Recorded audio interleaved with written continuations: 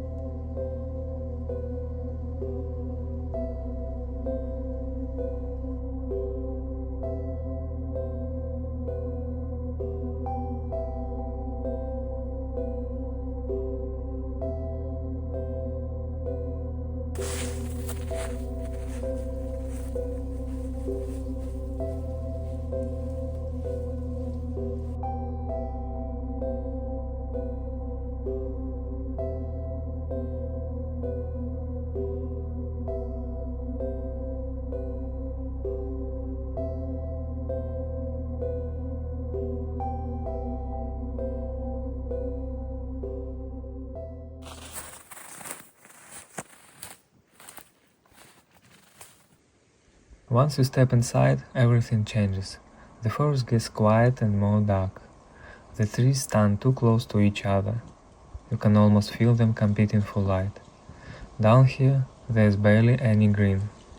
Just broken branches, fallen trunks, and this constant creaking above. But when you look up, the crowns are alive. And standing here, I felt something unexpected. Not excitement anymore, but calm.